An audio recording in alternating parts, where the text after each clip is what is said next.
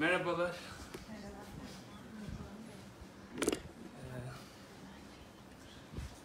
Kusura bakmayın, havalimanından yeni indik. Biraz uçak rötar yaptı. O yüzden tam ucu ucuna geldik yani. Hoş geldiniz. Öncelikle geldiğiniz için. Zeynep hocamıza teşekkür ediyoruz. Ben teşekkür ederim. İnci ile beraber çok teşekkür ediyoruz. Böyle bir organizasyonda ev sahipliği yapıp böyle bir programa vesile olduğunuz için çok teşekkürler. Öncelikle İstanbul'dan geliyoruz ve gelişimiz çok bizim için uğurlu bir olaya vesile oldu. Aslında Asit Krishna Maharaj İstanbul'da bizlerle beraber yaklaşık 5 gündür ve çok güzel oldu. Buraya gelmeye karar verdik. İnci ön ayak oldu. Biz de çok mutlu olduk geldiğiniz için. İstanbul'da uzun yıllardır faaliyetlerimizi, bugün yapacağımız programın çeşitli versiyonlarını İstanbul'da uzun yıllardır yaklaşık nasıl söyleyeyim? 15 yıldır vakti öğretiyor. 14 yıldır, 15 yıldır İstanbul'da bu tür programları yapıyoruz. Evet, ismim Serhat. Manevi bir ismim var. Nirsimha Krishna Das. Ve dediğim gibi 14-15 yıldır bu tür faaliyetleri düzenli olarak yapıyoruz. Onun öncesinde ben 2000 yılında tanıştım bu felsefeyle, bu öğretiyle. Ve benim hayatımda bir dönüm noktası oldu. Çok dışsal olarak çok fazla değişim olmadı hayatımda. Yaptığım işi yapmaya devam ettim. Ama içsel olarak çok fazla değişim oldu. Çok fazla dönüşüm oldu.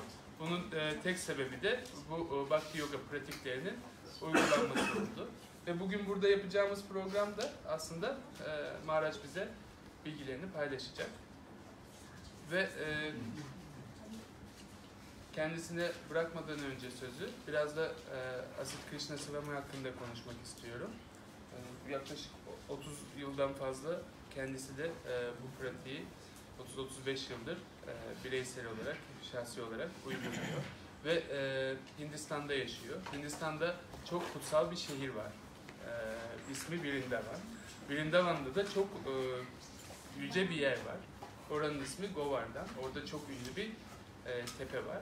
Ve Maharaj uzun yıllardır oradaki aşramda, o aşramın lideri olarak hizmet ediyor. Ve Türkiye'ye ikinci gelişi. Geçen yıl İstanbul'a geldi. Bizlerle birlikte oldu ve beraber programlar yaptık. Bu sene ikinci gelişi. Ve çok hoş ve tatlı birisi. Zaten konuşmaya başlayınca sizler de anlayacaksınız.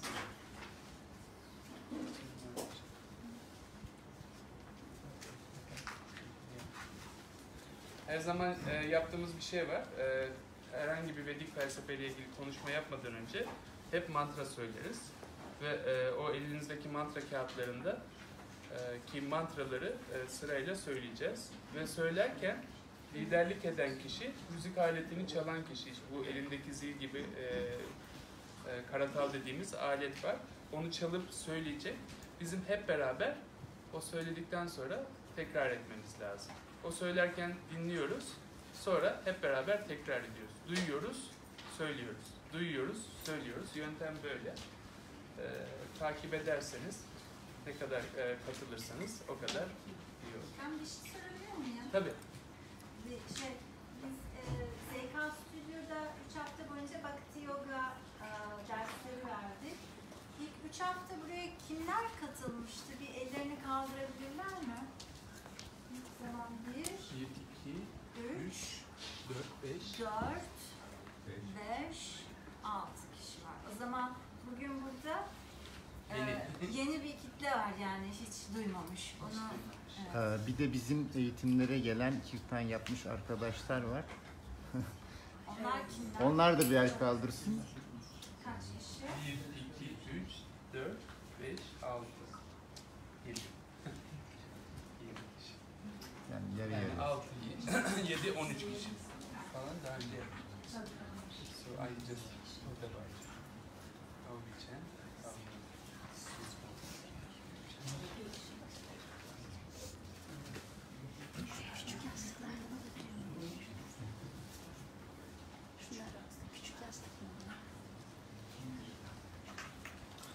Geçen haftadan Hoş geldiniz.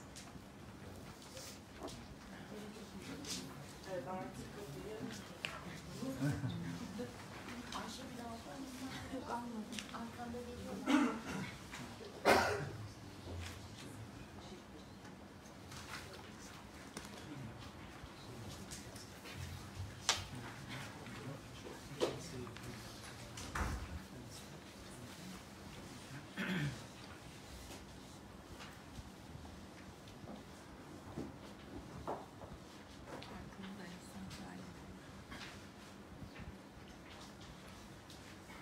So we'll have first and thank you everybody, Öncelikle herkese teşekkür ediyorum. my dear brother and sisters. Benim erkek kardeşlerim ve kız kardeşlerimsiniz. So we'll start something, Bir şeylerle başlayacağız. and you know about yoga, Hepiniz yoga hakkında biliyorsunuz herhalde.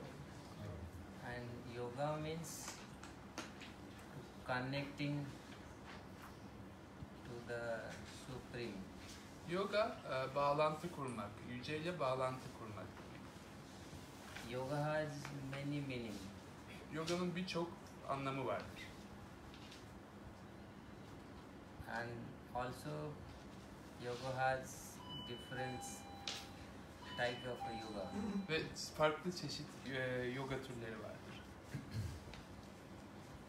Karma yoga,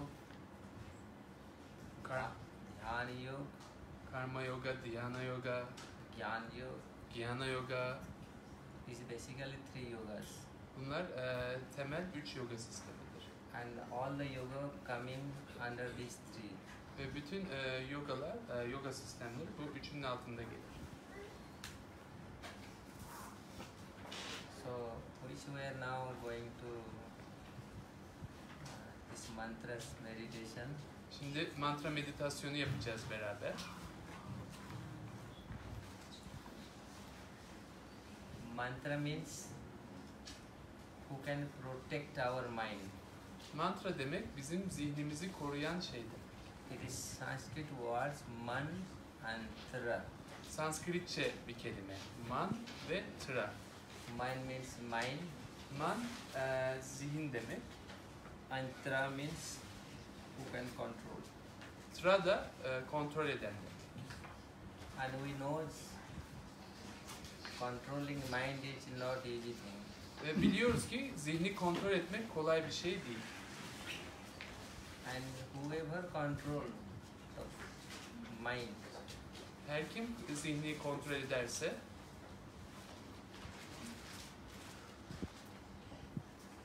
so he can get everything in this material world. bu maddi dünyada her şeyi elde edebilir.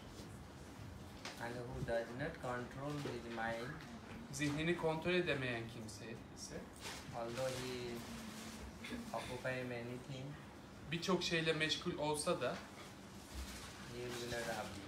asla mutlu olmayacaktır.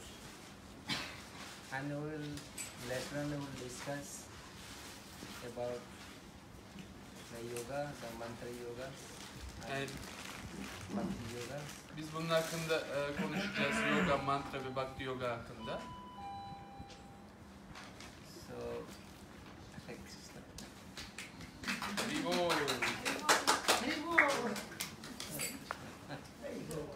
Thank you.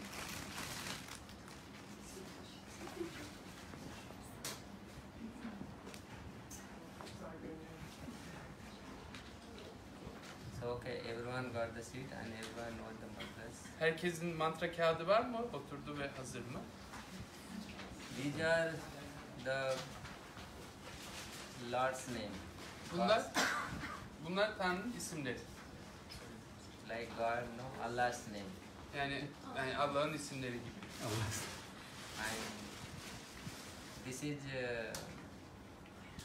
and we'll little bit will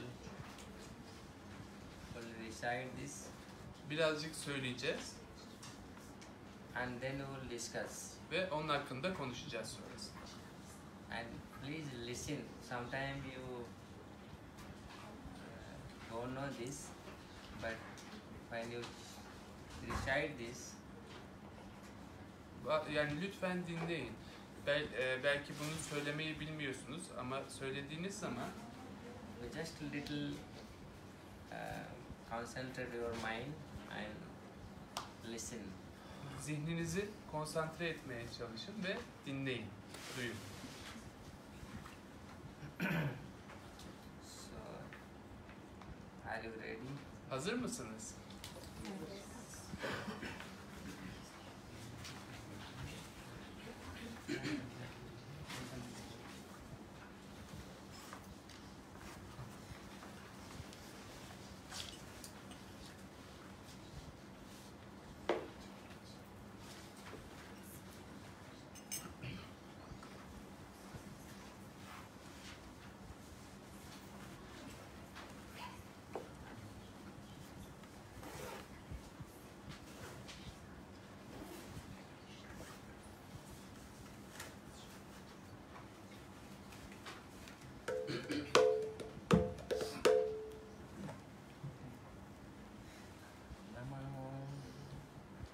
Vishnupadaya Krishna Prestaya Bhutale Srimate Bhakti Vedanta Swami Namo Vishnupadaya Krishna Prestaya Bhutale Srimate Bhakti Vedanta Swami Nityananda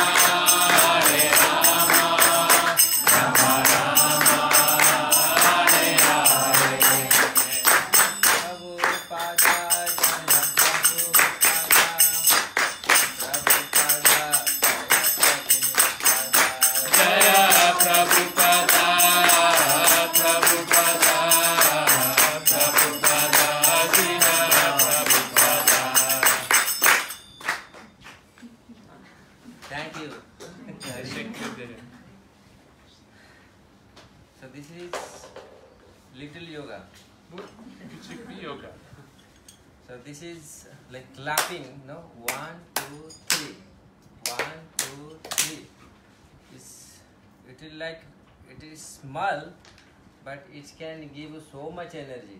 Yani bu küçük bir 1, 2, 3, 1, 2, 3 küçük ama size çok fazla enerji verebilir. We'll start from here, the clapping. Why we clapping? In India, and we know so many rituals. Yani buradan başlıyoruz alkışlamaktan.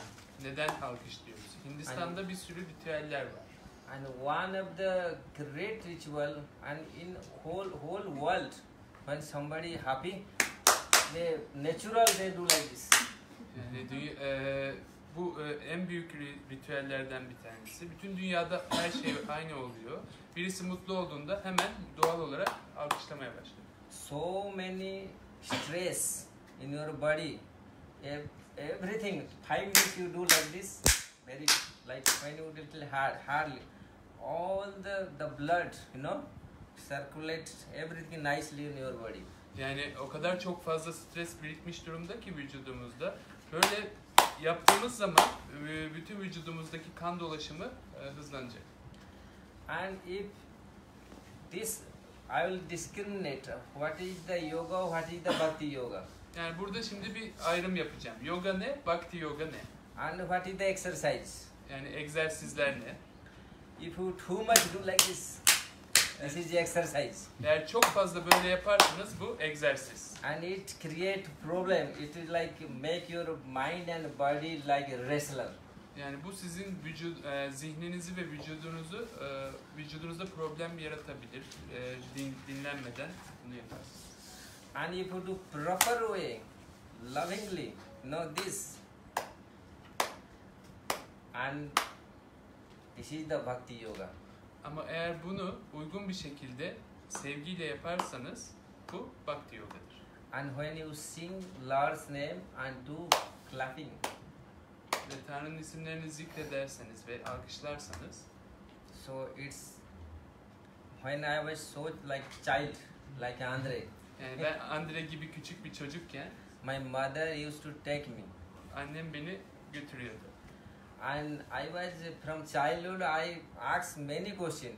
Ve ben çocukluktan itibaren hep çok fazla soru sordum. So I asked my mother, why you are clapping like this? Anne neden biz böyle alkışlıyoruz diye sordum. So we'll go to temple. Tapınağa gidiyorduk. So in front the deity, in front the Lord. Yani orada Tanrı'nın önünde So we clap. alkışlıyorduk. So because my mother, she is from her culture, she is nice family, no, her background is. Annem çok iyi bir aileden geliyor. Yani onun geçmişi çok iyi. And Temeli. she knows all the answers. O bütün cevapları biliyor. I am become the bhakti yoga, her mercy, because everything I know from her. Yani ben Bhakti Yogi olduysam bu onun merhameti. Bildiğim her şeyi ondan öğrendim. So thank you my mother. Anneme çok teşekkür ediyorum. So if that's why this is the lesson from our family. Ya bu bizim ailemizden bize gelen bir ders. How to develop the bhakti yoga, Yani Bhakti Yoga'yı nasıl geliştireceğiz? and what is the only simple yoga? Ve sadece basit olan yoga ne? Yoga means this is two words, yoga. Yani iki tane heceden oluşuyor. Yoga. Yoga means plus. Yoga demek artı demek. If you find out in the Sanskrit dictionary, yoga means who can connect, like you said, plus means 10 plus 10 is equal to 20. Yani 10 artı 10 eşittir 20 gibi. Yani birbirine bağlıyor. When you connect, that is called yoga. Bu bağlantı olduğu zaman, bağlantıyı kurduğunuz zaman buna yoga denir. And when we connect, actually real connect to the God, the Supreme. Ve o bağlantıyı kurduğumuz gerçek bağlantıda aslında Tanrı ile kurduğumuz bağlantı. That is called real yoga. Buna da gerçek yoga denir. And yoga, when you do by bodily practice, Yani bedensel pratiklerle yoga yaparsanız yaptığınızda yoga, and there is many effect. If you do yoga, there is many effects. bunun sizin üzerinizde bir sürü etkisi olur. If you do the yoga practice, this is called hatha yoga. Bu yoga pratiğini yaptığınızda ona hatha yoga denir. And you do the asana pranayam, Orada asana pratiği yaparsınız, pranayama yaparsınız. and nefes. that is the part of Ashtanga yoga. Ve bu da Ashtanga yoganın bir parçasıdır. Because why they want, if our body will perfect, Eğer bedenimiz mükemmel olursa, if our body will remain like no disease, eğer hastalık olmazsa bedenimizde, will become, if our body and mind, the senses are perfect, o zaman bedenimiz, zihnimiz ve duyularımız mükemmel olacaktır. and we can think properly, work properly, O zaman uygun şekilde düşünebiliriz, uygun şekilde çalışabiliriz. but instead of our body and senses are perfect, Ama bedenimizin ve zihnimizin mükemmelliğinden ziyade onun yerine if our mind is not perfect, zihnimiz mükemmel değilse, then this is the states of a mind. If our mind is weak, zihnimiz zayıfsa, zihnin durumu, so the yoga, whatever yoga will do, the practice, it will not so helpful for us. yani ne kadar yoga yaparsak da bu bize yardımcı olmayacak. Once Albert Einstein says, Bir keresinde Albert Einstein şöyle söyledi. we have the tool, we can denature. Denature means we break many things. Denature means part. Denatüre. Evet, bizim bir alet, elimizde bir alet, edevat var. Bununla da şeyleri olduğu doğasını bozuyoruz. Doğasını yerle bir ediyoruz. Because before some science student knows, before there is theory, no one can break the atoms. Çünkü o bilim olmadan önce kimse o atomun parçalara ait olmayacağını söylüyordu. So they break the atoms. Ama atomu sonra parçalara ayırdılar. So many things we have, the science have tools, they did it. Ve bilimde çok fazla araç var bunu yapabilecek. But there is no, science don't have that tool, they cannot change our heart. Ama bilimin yapamadığı bir şey var. Onlar yani bilim bizim kalbimizi değiştiremiyor. So heart is the one of the important part of our life. Ve kalp bizim yaşamlarımızın çok önemli parçalarından bir tanesi. If our heart, something go inside, bad thing, bad thoughts go inside, Yani eğer kalbimizin içine kötü düşünceler, kötü şeyler girerse, it is very difficult to change. onu dönüştürmek çok zordur. Sometimes this lifetime also they could not change. This lifetime also Ha, it take lifetime. Bu bizim bütün ömrümüz sürebilir bunu değiştirmek için. And that's why he says the spiritual thing, the bhakti yoga, that can change our heart. O yüzden şöyle denir, bu spiritüel olan şey, Bhakti Yoga bizim kalbimizi değiştirebilir. And bhakti yoga is related to the soul. Ve Bhakti Yoga ruhla ilgilidir. And everyone, maybe this is the Asian countries, we are the Asian part, we are sitting in Asian part. Yani biz şimdi ülkenin Asya tarafındayız. West is west, but we are in Asian country. Yani batıda biz şimdi bir Asya tarafındayız. So I was in Hungary, and when I was in London, that is completely different. We can see how the Asian people we looks and we talk. Yani ben İngiltere'deydim, Macaristan'daydım ama buradaki bizim konuşmamız, bu tarafı, coğrafyanın bu tarafı nasıl konuşuyor, nasıl hareket ediyor çok farklı oraya göre. So Asian we knows what I was taking. Yes, soul. So everyone we knows soul inside the body. Yani herkes bedenin içinde ruh olduğunu bilir. Herkes de Asyalılar. Asyalılar yani bu tarafta olanlar. Without the soul, Ruh olmadan body cannot alive. Beden canlı olamaz. The soul is the who can active our body. Ve ruh da bizim bedenimizi harekete geçiren şeydir. And soul is different from the body. Ve ruh bedenden farklıdır. The body, the demands something, but souls demand something. Yani beden bir şeylere ister ama ruh başka şey ister.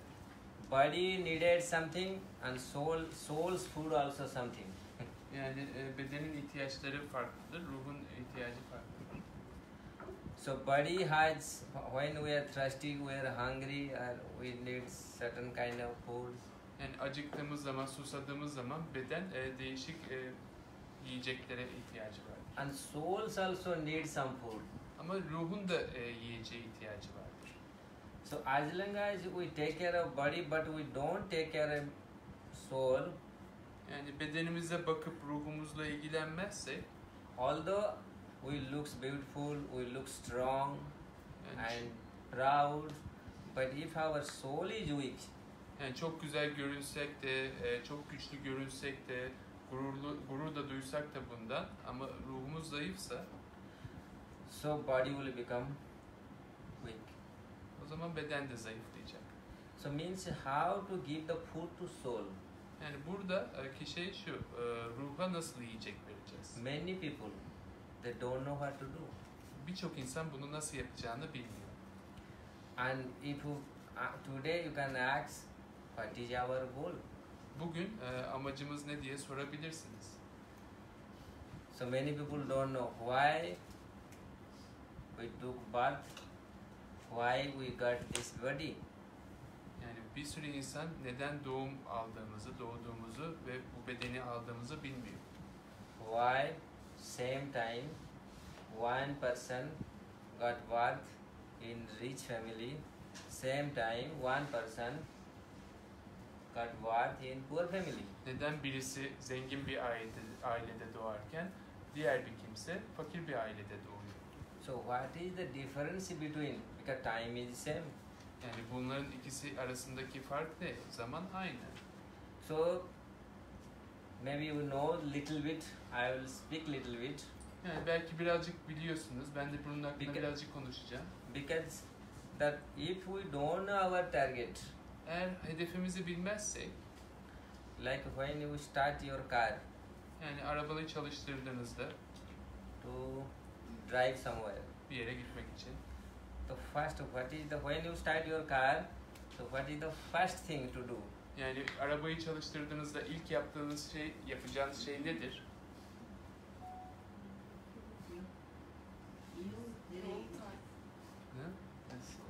Direction, which direction? Look at the road Gaza bas. and push the gas. You should know the road. Yeah, that is the part of that. I heard that is the part of thing. Onun bir parçası. Ben de öyle. Ha? Free the brake. Yeah, that is also part. That is, but that O is da not. bir parçası. O da bir parçası. Yüz aynasına bakmak, gelen giden. Look at the mirror, who is coming. Yeah, yeah, that is Put also. on the fuel to check the tires. Look at the GPS. Kapıyı kapatmak. Bilmek için arabanın kapısını kapatmak. Get the door closed. Yes. But this is not important. This is also important. It is part of that. Yani onlar önemli ama bunun bir parçası ama en önemli şey o değil. Onlar değil. When somebody start already everything and he says you are going, you ask where you are going, what is your destination. Sorar yani nereye gidiyorsun? Nereye gidiyorsun? So yes, thank you. So if the answer is we don't know where I will go. Eğer soru şuysa yani cevap şuysa nereye gideceğini bilmiyorsan. So that was the if someone that was the then because where would go? Nereye gideceksin o zaman bilmiyorsan. So main thing, what is our target? Where will go? Yani buradaki ana şey bizim hedefimiz ne? Nereye gideceğiz? So this is the information. All the Vedic literature, Quran, Bible, everywhere will get it. Yani bu Vedik literatüründe, Kur'an'da, İncil'de hep bunu bulacaksınız. But the Quran, Bible, you will get little information. But we have complete information where we came and where we will go. Yani belki az bilgi bulacaksınız literatürlerde ama Vedik literatürde bu bilginin tamamı var. Nereden geldik, nereye gidiyoruz? Because what is our goal? Çünkü amacımız ne? Where we will go after this body? Yani bu bedenden sonra nereye gideceğiz? This is not end. Bu son değil. And I will give you many incidents in India. You are thinking, oh, this body will finish. Whatever, whenever I will enjoy, completely enjoy, finish. Who knows what will happen? Yani ben size Hindistan'dan bununla ilgili çok fazla yaşanmış ve gerçek hikayeler anlatabilirim. Bu beden işte sona erdiğinde nereye gideceğimizi bilmiyoruz. Onun için keyfine bakalım yaşamın sonuna kadar. Yapabildiğimizi yapalım değil. In India, we have many cases, true case. They says, I born in this family. Should I narrate? Yani Hindistan'da böyle çok fazla hikaye var. Ben bu ailede doğdum. İnsanlar anlatıyor. So there is where I am staying in Govardhan, Vrindavan, in India. Benim yaşadığım yer Vrindavan, Govardhan. So there is one village. Ve orada bir köy var. So one old man, he died. Bir yaşlı bir adam ölüyor orada. Like 75 years old. 75 yaşında. And he took birth same village on another family. Ve aynı köyde başka bir ailede tekrar doğum alıyor. And when he was 2 years old, 2.5 years old, Ve 2,5 yaşındayken first he said his grandfather, he was with grandfather. ve büyük babasıyla birlikte ve büyük babasına şöyle söylüyor. He said, I want to go to my wife, see my wife. Ben karımı görmeye gitmek istiyorum. So grandfather was shocked. Your wife, 2.5 year boy saying, I want to see my wife. Yani büyük babası şok oluyor. Yani sen 2,5 yaşındaki çocuk karını mı görmeye gitmek istiyorsun? Then he didn't believe, maybe boy is saying something.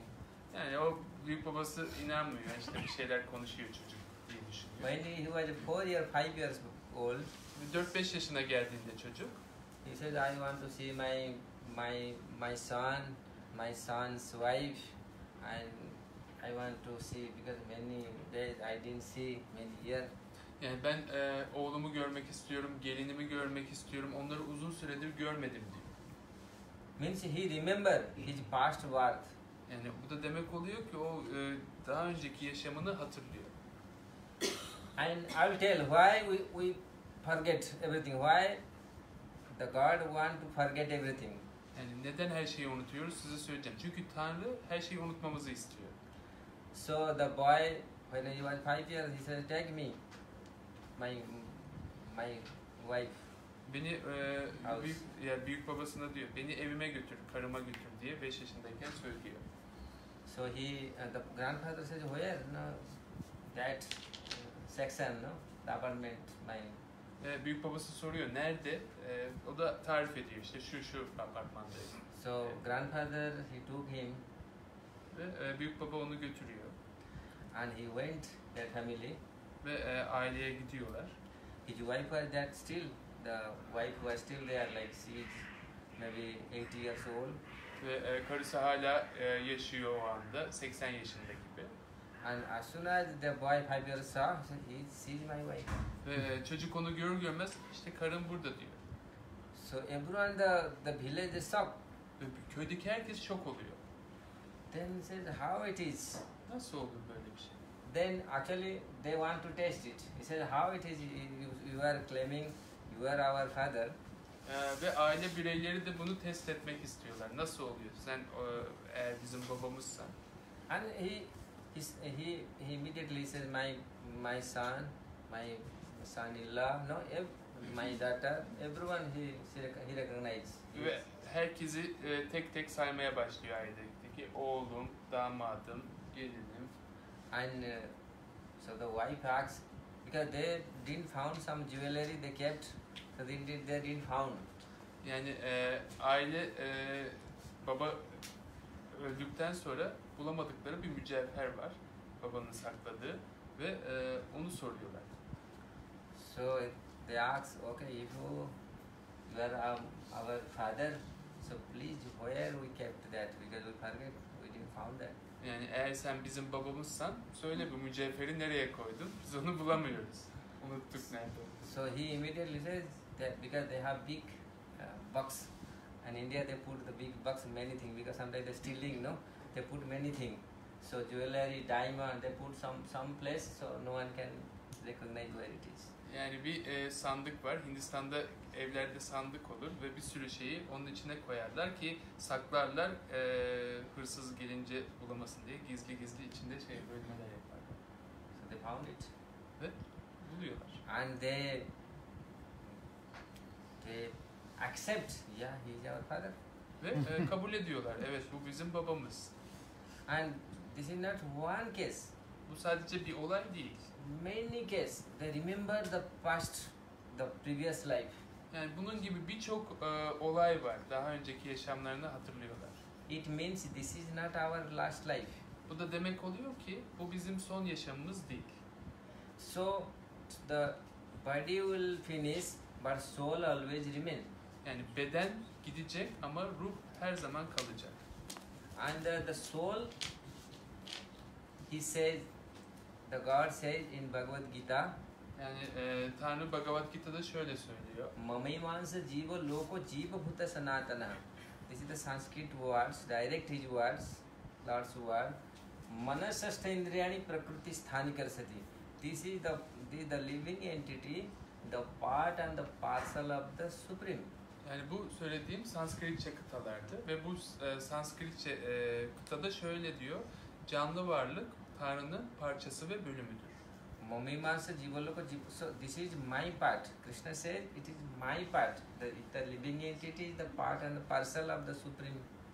Yani Krishna diyor ki benim parçam. Canlı varlık yücenin parçası ve bölümüdür. And it is very difficult to see. The medical scientists cannot see the soul. Yani bunu görmek çok zordur çünkü tıp bilimi ruhu göremiyor. But it is so minute. Ama çok küçük, çok And when it remain, so body is active. ama o içeride olduğu zaman beden aktif oluyor. And when it went away, leave the body is dead. Ama bedeni terk ettiğinde beden ölüyor. So this is the soul, and the food of soul, how the soul become happy. Ve bu ruh ve ruhun yiyeceği nasıl ruhun mutlu olacağıdır. The body is happy, the senses will happy to get the some sense object. Yani beden mutludur, duyular da duyu nesnelerini tatmin ettiği sürece mutludur. And the soul needs also his food. Ama aynı zamanda ruhun da yiyeceğe ihtiyacı vardır. Gıdaya ihtiyacı vardır. And soul, when soul will connect with Lord, Ve ruh Tanrı ile bağlantı kurduğunda, and this is the connection, the yoga, to connect with the God. Yani yogada bu bağlantıdır. Tanrı ile bağlantıyı kurmak. When you we connect to the God, then we will become, first thing is we will become fearless. Tanrı ile bağlantı kurduğumuzda ilk olan şey korkusuz oluşumuz. We will become intelligent. Zeki oluruz, We will become happy. mutlu oluruz.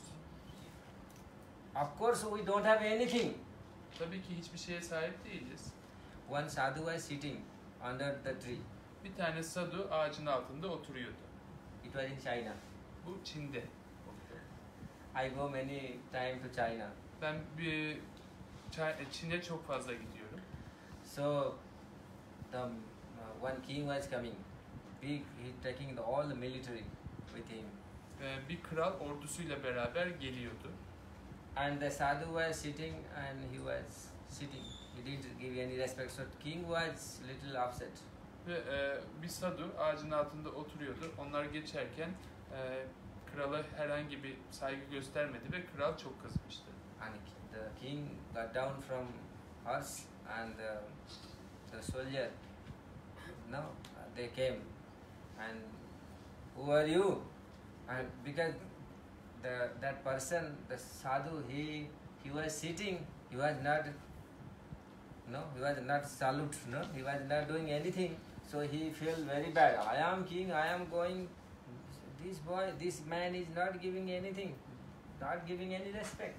Ve kral atından aşağı indi, askerleriyle beraber sadhunun yanına geldi ve yani şöyle düşünüyordu: ben kralım, bu insan bana nasıl saygı göstermiyor? Çünkü sadhu kalkıp ona selam vermemişti ya da hürmetlerinin saygısını sunmamıştı.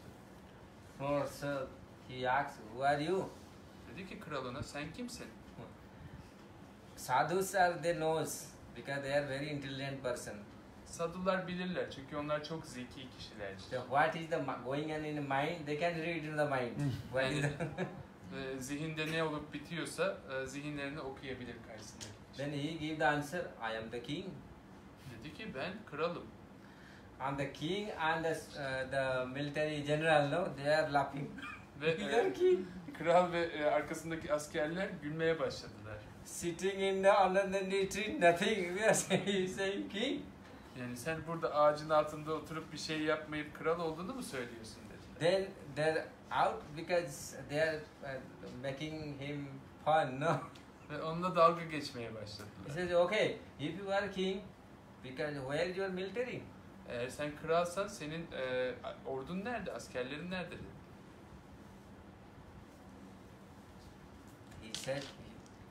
He had the answer.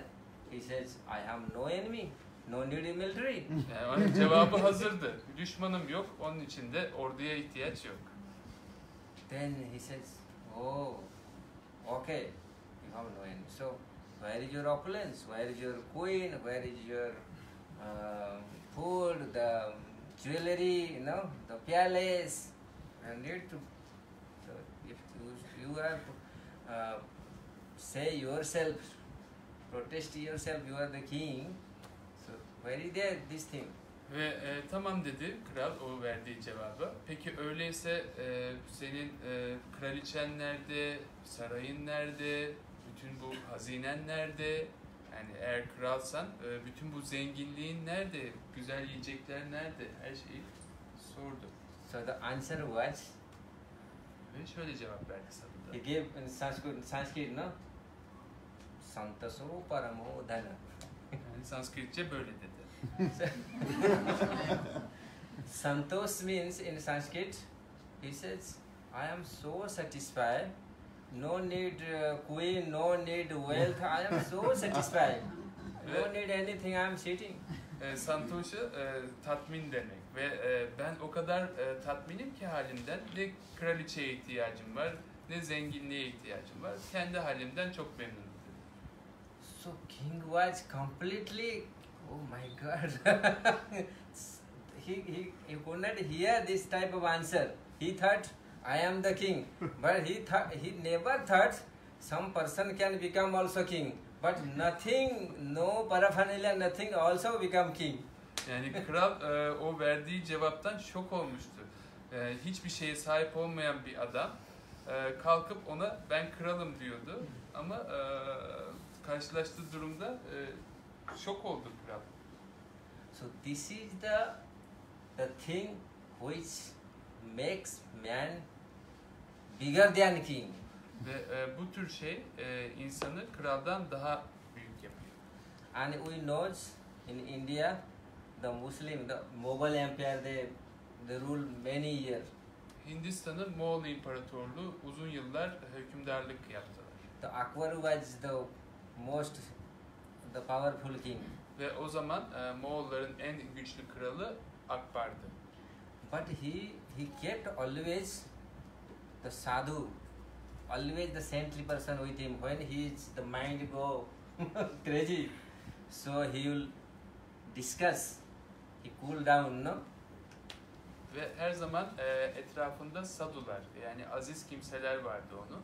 Ne zaman zihni çılgın bir pozisyona gelse, o zaman onlarla konuşup zihnini sakinleştirir. So this means there is something which is lacking, Yani burada eksik olan bir şeyler var demek. and this is the bhakti yoga. Ve bu da bhakti yoga. The bhakti yoga, everyone, if all like I don't know, everyone believe God, everyone believe Allah. Yani bilmiyorum burada herkes Tanrı'ya, Allah'a inanıyor mu? Did all are believe the God? Herkes inanıyor mu burada? The believe the God or Allah or the Krishna is not bhakti yoga. Yani Tanrı'ya inanmak, Allah'a inanmak, Krishna'ya inanmak bhakti yoga değil. Bhakti yoga started when you put the relationship with the Lord. Bhakti yoga Tanrı'yla ilişki kurmaya başladığın zaman başlar. And because everyone we knows Allah is great, Çünkü herkes Allah büyük diyor. Krishna is great. Krishna büyük diyor. Herkes biliyor bunu. That is you can believe. Buna inanabilirsiniz. But further what? Ama bundan daha ötesi ne? So when you put the relationship, İlişkiyi kurduğunuzda how to relate? Because he is our super relative. çünkü o bizim süper akrabamız. Onunla nasıl ilişki kuracağız? When you put the relationship with the God, Bu ilişkiyi kurduğunuz zaman Tanrı'yla then that is the bhakti yoga.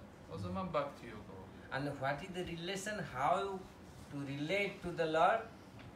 Tanrı'yla nasıl ilişkilendireceğiz? It is very easy. Bu çok kolay. And I will narrate one small story. Size küçük bir hikaye anlatacağım. Not story, it is the history. Bu tarih, hikayede değil aslında. Have you heard the Ram names, Krishna's name? Rama ismini duydunuz mu? Ram. Lord Krishna Ram. isimlerinden bir tanesi. Lord Ram came in India. He appeared in India like many lakhs, many millions years ago. Rama milyonlarca yıl önce Hindistan'da belirdi. And the wife Sita Devi, the energy. Ve onun enerjisi Sita Devi eşiydi. So they are the god. Onlar tanrıydı. So one village where Sita Devi from which area? She belongs to that area. Aha. Sita Devi'nin doğduğu yer bir köyde. Did you understand? Anladınız mı? And that area, one mother has one son and no father. Orada bir anne vardı çocuğuyla beraber. Babası yoktu çocuğun. And she was 9 years old. Ve o 9 yaşındaydı. He has no sister, Kız kardeşi de yoktu. like Andre. Andre gibi. So one day in India there is so many festival. Hindistan'da bir sürü festival var ve bir gün So there is one festival where the sister put something in brother hand. Like this is like something they put in brother hand to protect brother. They have the good relation. yani kız kardeş erkek kardeşin eline bir şey bağlıyor. Onu koruması için böyle bir ip gibi bir şey bağlıyor. Aralarında iyi bir ilişki var. So, because he has no sister, Ama o çocuğun kız kardeşi olmadığı için, and the mother was very poor, annesi de çok fakir olduğu için, and when he saw the boy and many brother they got the sister bound, in hand. bir sürü orada kız çocuklar erkek kardeşlerine bu ipi bağlarken gördüğünde, And he also wants to someone can bind. yani birisinin onun içinde ip bağlamasını istedi eline. So he come to his mother. He said, "Mother, where is my sister? Annesine geldi, dedi ki, anne benim kız kardeşim nerede? And who is my sister?" Benim kız kardeşim kim? And mother, because 9-year-old and he cannot give the answer. No, where he has no sister. Yani 9 yaşındaki çocuğa nasıl cevap vereyim dedi. Yani senin kız kardeşin yok, nasıl diyeyim? Then he said, "Why I have no sister? Everyone got sister. Why don't I have my sister?" Ya herkesin kız kardeşi var, benim niye kız kardeşim yok diye sordu. Then she thought, he said, yes, you have sister, but she already married. She is another town. Yani dedi ki senin kız kardeşin var ama o evlendi, başka bir şehre gitti. So then he said, why she didn't come? And then- Because if you see my sister is there, so why she didn't come to bind my hand, no, the rope? Yani madem öyle, neden bu festivalde benim elime ip bağlamak için gelmedi? He says actually your sister is in rich family, big family, so maybe the family member they don't allow. So we'll go one day. I'll take your sister, and she will do. Yani senin çünkü kız kardeşin çok zengin bir aileye gelin gitti. Onlar da onun buraya gelmesine izin vermiyorlar. Bir gün beraber gideceğiz ve kız kardeşin orada sana eline bu ipi bağlayacak. But child mind is very soft and subtle. Çocukların zihni çok yumuşak ve incedir. And she asks mother, what is my sister name? Ve annesine sordu, kız kardeşimin ismi ne? So she said Sita. O da dedi ki Sita. Sita is the God's wife, no? Tanrı'nın eşi, The energies. enerjisi. And he says, who is my sister's husband? Ve kız kardeşimin eşi And she says Ram. dedi, o da onun ismi de Ram. Then generally, whenever the sister do something, protect brother, so brother should give to her some gifts. Ne zaman o kız kardeş erkek kardeşinin eline ip bağladığı zaman kız kardeş de ona hediye verirdi bunun karşılığında. So what? Because they are so poor, so they don't have anything. Ve onlar çok fakir olduğunda hiçbir şeye sahip değillerdi. And he saw mother have only 2 sari. Ve gördü, annesinin sadece 2 tane sarısı vardı. And one he is wearing, and another one she is cleaning and drying up. Yani bir gün birisini giyiyordu, ertesi gün ötekini yıkadığı zaman kurumaya bırakıyordu. And when the night the mother and son sleep, like Anne ve çocuk uykuya daldığında gece, and midnight he woke up.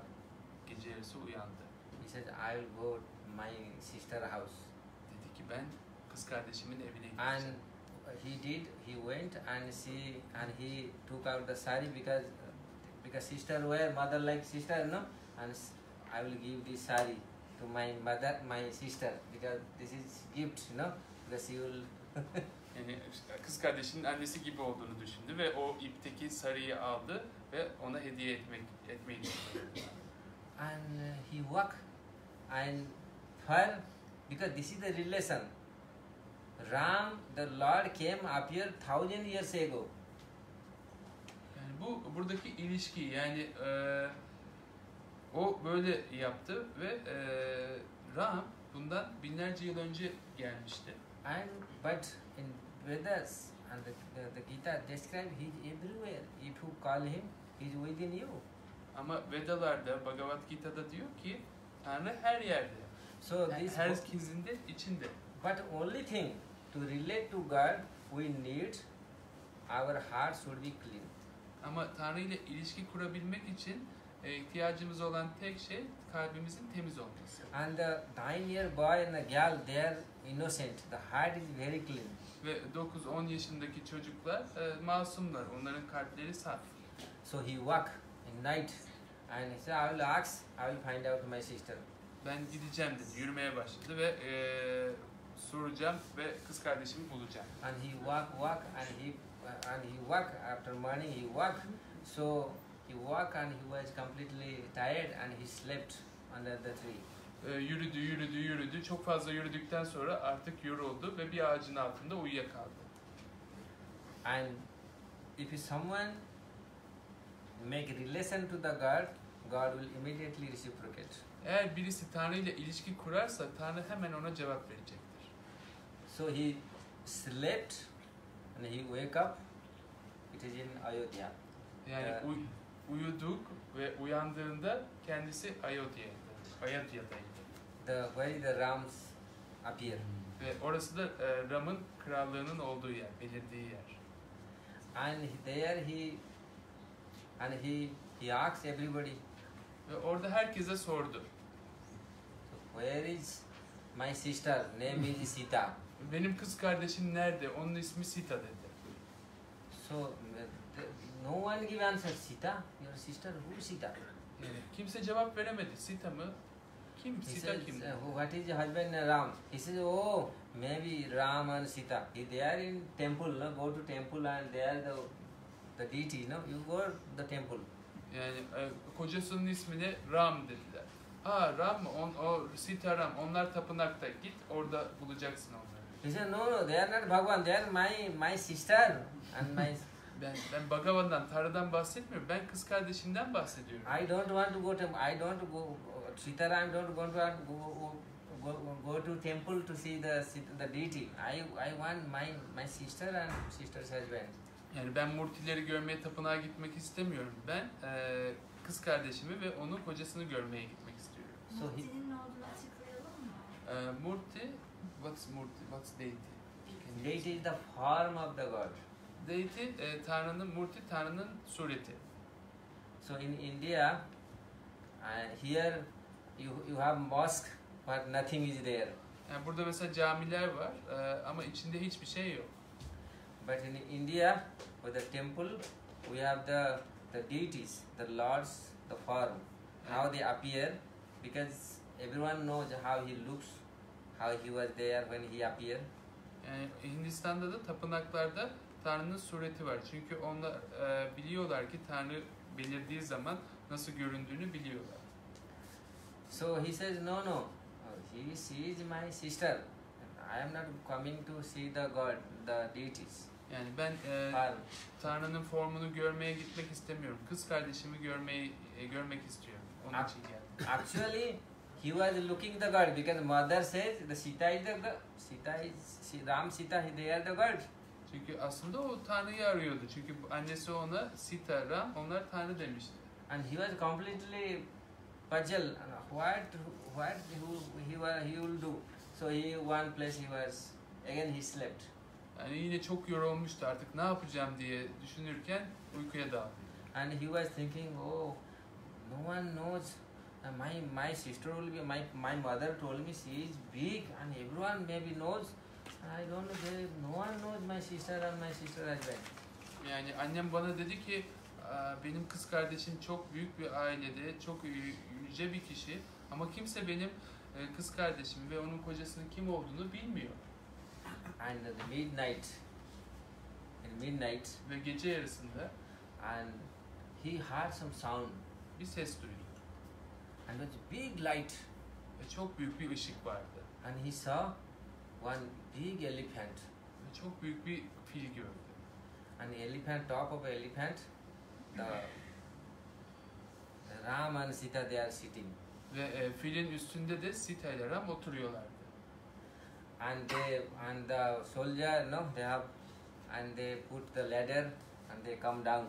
Ve askerler oraya merdiven dayadılar ve aşağı indi Sita ile Ram. So he asked, who are you? Ve sordu, sen kimsin dedi. He said, I am your sister. My name is Sita. Ve dedi ki ben senin kız kardeşinim, ismim Sita. He says, no, you are not my sister. Hayır, sen benim kız kardeşim değilsin dedi. He says, why? Neden diye sordu. So long time if you, my sister will see me, she will cry and she will embrace me. You are not doing anything. And how else you are Sita? Yani sen benim kız kardeşim olamazsın. Biz uzun süredir görüşmüyoruz. Beni gördüğün zaman hemen ağlayıp üstüme sarılman gerekiyordu. Sen nasıl Sita olabilirsin diye sordu. So this is the I'm just giving little glimpse.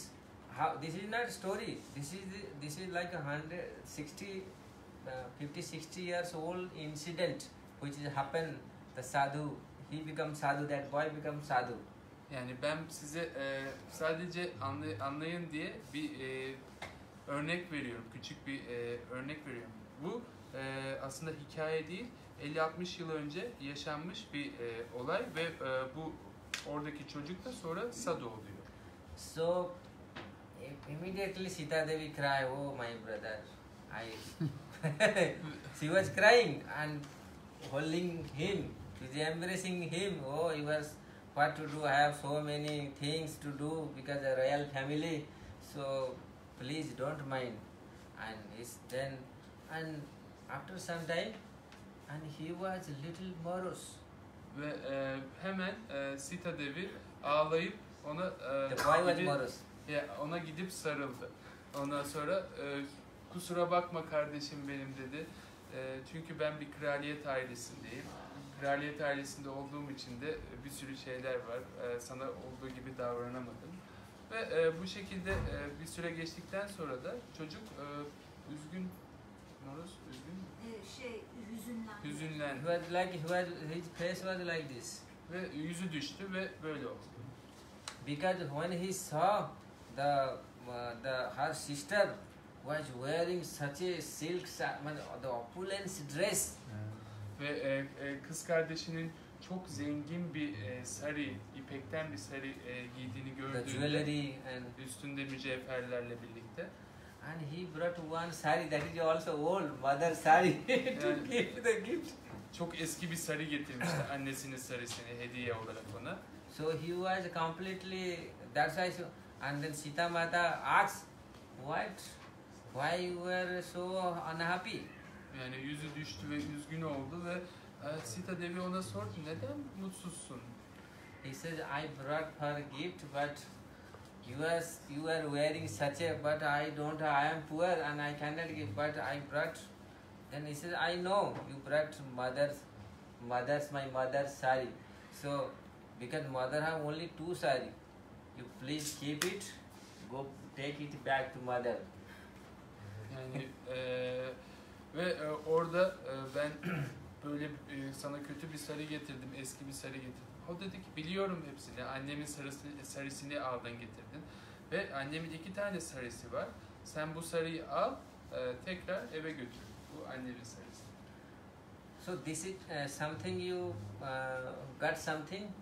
Bir şeyler anladınız mı? How the bhakti yoga, you can make the relationship with the God. Yani Bhakti Yoga ile Tanrı ile ilişki kurabilirsiniz. And there is 1000 evidence. Bunun gibi binlerce olay var. And when our heart will clean, Kalbimiz saflaştığında and we can make the relationship with, we can make the link. This is the yoga. We can make the link to the Supreme. yani o zaman Tanrı ile bağlantıyı kurabiliriz ki bu da ilişkiyi kurabiliriz. Bu da yogadır. The pure mind is the holy place. Yani saf bir zihin kutsal bir yerdir. Sometimes we go to holy place, Bazen kutsal yerlere gideriz. and if our mind is pure, that is the holy place. Ama zihnimiz safsa orası kutsal bir yerdir. So how our mind become pure? Zihnimiz nasıl saflaşır? So this is the which we did little bit. We chant the Krishna's name, the God's name. Yani biz birazcık Krishna'nın isimlerini, Tanrı'nın ismini zikrettik. So it clean our heart, O bizim kalbimizi arındırır. and not you, and 1000 people, 1000 years, Yani sadece siz değil, binlerce insan binlerce yıldır they just take the Lord's name sadece Tanrı'nın isimlerini aldılar and they got clean. ve arındılar. And they understand what is the God and what is the relation with God. O zaman onlar anladılar Tanrı kim ve ilişkimiz ne Tanrı'yla. If you want to make friend, he will be your best friend. Eğer arkadaş olmak istiyorsan o sizin en iyi arkadaşınız olacak. If you feel him, he is our master, he is the best master. Eğer onu bizim sahibimiz, efendimiz olarak görmek istersek o zaman o en iyi efendi olacaktır. Do you know he is our good friend?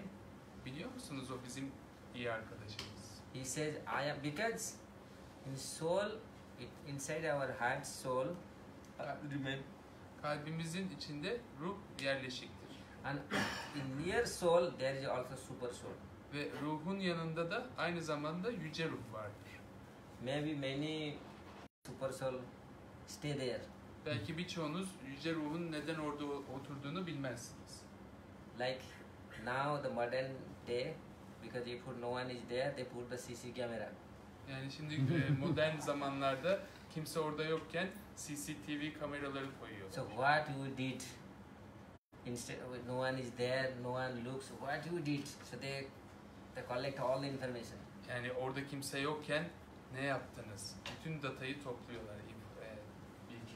So the Paramatma, the super soul, he is the like more than CC camera. Ama Paramatma, yüce ruh, bu CCTV kameralarından çok daha fazlası. What we do in our life, Hayatımızda ne yaparsak, bad and good, iyi veya kötü, so he all, remember, he all records. hepsinin kaydı onda var. Her şeyi hatırlıyor. Because how he keep the every human, all the living entity, he keep the record. Yani bütün canlı varlıkların kaydı var onda. Last birth we did, you did like this, like this, like this, and what is your next birth? Which type of body you will attend? This is the dependent, because he detects everything, our whole karmas. Yani o geçen yaşamda şunu yaptın. Şimdiki yaşamında bunu alacaksın. O bütün yaptığımız her şeyi, bütün faaliyetleri, karmamızı biliyor. And he knows even what in our mind, inside mind, and what is already we don't know, but he knows everything. Yani zihnimizde olan her şeyi de biliyor aynı zamanda. Bilmediğimiz şeyleri bile biliyor. And according that, so he always with us. Buna göre de her zaman bizimle. So the question can arise. Burada soru şöyle olabilir. Lord, God, the Allah, the Krishna, he is the supreme. So no need to, because he is everything, and he can know everything. Yani Tanrı, Allah, Krishna, o zaten yüce olan, her şeyi bilebilir, her şeyi biliyor da. So why he inside our body?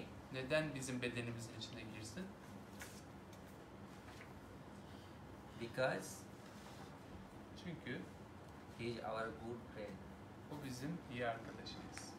If you call him, Eğer ona seslenirseniz, so that's why he says in Bhagavad Gita, Suhridam Sarvabhutanam, I am the best welfare friend. bu yüzden Bhagavad Gita'da ben herkesin en iyi dilekçisi olan arkadaşıyım. Even our relative, even our wife or husband, we sleep 1 feet, but he sleep inside with our soul. Yani biz en iyi akrabamız, en iyi yani karımız, kocamızla bile uyurken bile aramızda bir mesafe var. Ama o bizimle birlikte uyuyor. And everyone will give us, leave us, the friend, family, and father, mother. The time comes, everyone will go. Yani zaman gelince herkes bizi bırakacak. Arkadaş, eş, sevgili herkes gidecek. We want, okay, mom, mother, so many things I remember my mother gives so many items to food eating, no? Oh, but mother always cannot remain with us. Yani hatırlıyorum annem bana yiyecek bir sürü şey hazırlıyordu ama anne her zaman bizimle birlikte olamaz. But he always with us. Ama o her zaman bizimle. If need, if you call, immediately you listen.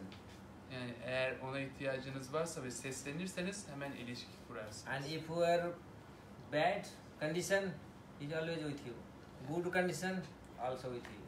Yani kötü koşulda da olsanız, durumunuz iyi de olsa o her zaman sizinledir. In material world, if you are good condition, you have money, the friends, family they will come. If you are penniless, moneyless, beggar, they will not come to you. Oh, he will ask me money. Oh, I will not go. Yani eğer maddi durumunuz iyiyse, zenginliğe sahipseniz etrafınızda bir sürü insan olur, arkadaşlarınız olur. Ama yoksullaşırsanız kimse kalmaz etrafınızda. Herkes para peşinde olduğu zaman. Or something happened to us, some disease comes, so only father and mother sometimes they give help with something. You are alone. Yani hastalandığımızda da belki sadece anne ve baba bizimle ilgilenir. Onun dışında yalnız kalırız. But Krishna never leave the living entities. Ama Krishna asla canlı varlıkları bırakmaz. So this is the relation, this is the bhakti yoga. How you can relate to the God? He is always inside. Bu bhakti yogadır. Yani Tanrı ile nasıl ilişki kurabilirsiniz? O her zaman içeridedir bizimle. It is stated in our holy scripture, Andantarastha Parmanu Chayantarastha Govindam Adi Purusham Tamaham Bhajami. So he is everywhere. Even he is the inside of the atom. Yani bizim Atom is so small. He is also inside of the atom. kutsal metinlerimizde onun her yerde olduğu söylenir. Ve o bütün her şeyin içindedir. Atomların içinde bile mevcuttur. Did you heard one incident in India that maybe you don't know? One father asked son. Son was chanting Krishna's name, God's name. Yani Hindistan'da böyle bir olay oldu, belki duymuşsunuzdur. Çocuk Krishna'nın isimlerini zikrediyordu ve babası çocuğa And sordu. father was big king. Baba çok büyük bir kraldı. He said, I am God. God, but no God, nothing. Yani dedi ki ben Tanrıyım. Tanrı başka bir şey yok Tanrı. I am Allah. I am Krishna. They are not. I am everything. Ben her şeyim. Allah benim, Krishna benim. Benden başka bir şey yok dedi baba. So the little boy, the Prahlad, he was named Prahlad. He says, no, you are not God. O küçük çocuğun ismi Prahlad'tı. Dedi ki hayır sen Tanrı değilsin. And he wants to kill him. Ve çocuğunu öldürmek istedi. An own child. Kendi çocuğu. And he tried to kill. Ve öldürmeye çalıştı. But he can't. Ama yapamadı. He was so powerful and he wanted to kill 7-year boy. But he can't. Yani o kadar güçlü bir kraldı. 7 yaşındaki çocuğu öldürmeye çalıştı ama yapamadı. Whatever he tried to, then he said, okay, he sent to soldiers to kill him because I am father, I cannot see my son will kill me in front of take, and a soldier want to try to kill him, nothing. Sonra dedi ki işte ben kendi çocuğumu ölürken görmek istemiyorum. Askerleri göndereyim. Askerler geldiler, onu öldürmeye çalıştılar. Yapamadılar. Because what is the yoga? Because he is connected to the supreme. Because he got the power. But anyone can do that? Çünkü yoga bu. Yani sürekli bağlantıda Tanrı'yla. Ve o yüzden de çok güçlü. Ama kim bunu yapabilir ki? Krishna says the soul no one can cut. Naina chindanti shastrani, naina dahati pavaka, na chedet kledanti apo, na socheti maruta. This is the from scripture, holy scripture. Krishna says the soul and super soul, no one can cut him. He is so powerful. No one can burn. No, nothing can happen to, because they are not in this material world, material object. Yani ruhu kimse kesemez, ruhu parçalayamaz, ruhu yakamaz, süper ruhu da aynı şekilde. Bu Bhagavad Gita'da böyle söyleniyor. Çünkü maddi bir nesne değil. So when the father sent soldier to kill him, so he just oh Krishna, please. He a small boy. He connect to the God. Nothing, no one kill him. Askerler onu öldürmeye geldiğinde o sadece dua ediyordu. Lütfen Krishna bana yardım et ve ona kimse bir şey yapamadı. And they are all they brought. He says, no, we can't. And father says, maybe they are my son. That's why they are afraid. They don't want to kill him. Ve askerler gelip öldüremedik, yapamadık dediklerinde kral şöyle düşündü. Belki onlar benim oğlum olduğu için onu öldürmekten korkuyorlar. O yüzden öldüremiyorlar diye düşünmeye başladı. Then he says, I will kill. He'll take out his sword. Ve kılıcını çıkardı. Öyleyse ben öldüreceğim dedi. Then he says, no, you cannot kill. O dedi ki hayır öldüremezsin. Then he said, the 7-year boy, he said, why? Where you got this power? You are telling me, I am your father, I can do I can kill many people I kill. Yani sen 7 yaşında çocuksun. Sen nereden buluyorsun bu gücü? Benimle böyle konuşuyorsun. Ben bir sürü insanı öldürdüm. Ben güçlü bir kralım. Seni de öldüreceğim. And he says, where you got power? Now where you got power, I am also getting power same source. Nereden bu gücü buluyorsun diye sordu. O da dedi ki sen gücünü nereden alıyorsan ben de aynı kaynaktan alıyorum dedi. Everyone we are getting the power from one source. Hepimiz gücü bir kaynaktan alıyoruz. Then he asks, where is your God? O dedi ki senin tanrın nerede? And where you got? Now he is the Vishnu, he is the Krishna. I am getting power him because I am surrendering him. O Vishnu, o Krishna. Ben bütün gücü ondan alıyorum. Ona teslim oluyorum. So he said, where he stay? Nerede yaşıyor? Where I can found him? Nerede bulabilirim onu? I want to kill now your God and you.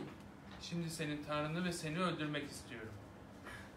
And he says, yeah, because those who have that relation, they can see everywhere Allah, everywhere Krishna. He is everywhere. No, there is no place he is not.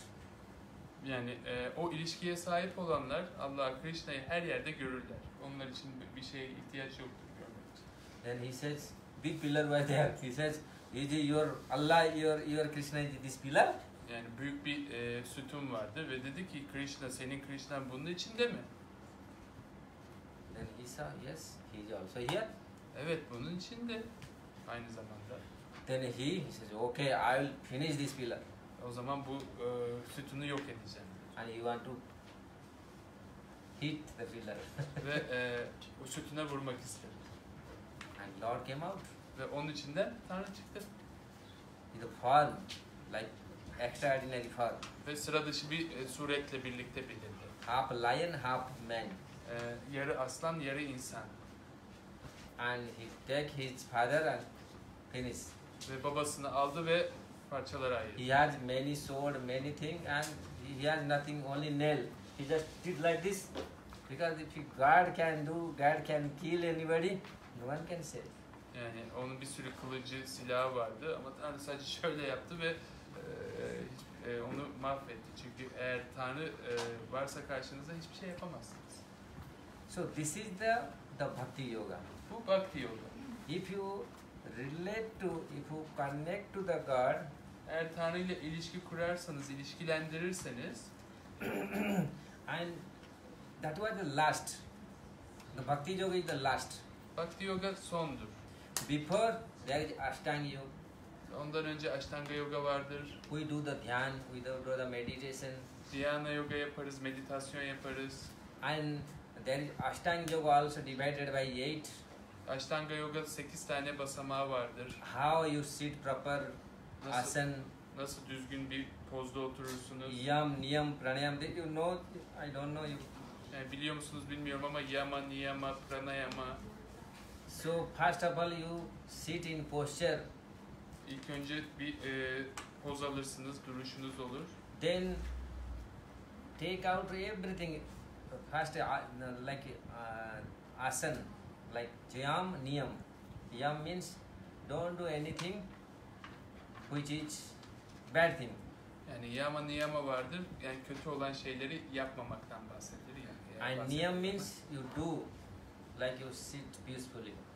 Niyam da yapmaktır ve böyle huzurlu bir şekilde oturmak. And asan, proper asan, no? Asan da düzgün bir duruş. And then come pratyahar. Sonra The pranayam. Sorry, pranayam. Pranayama gelir. Pranayam, we know, the breathing exercise. Nefes egzersizleridir. We do the, everyone maybe yoga, you knows the pranayam. Yoga yapanlar pranayamayı bilirler. After pranayam, that is called dharana, and the pratyahar. Pranayamadan sonra pratyahara gelir. Pratyahar means, because our mind is going so many directions.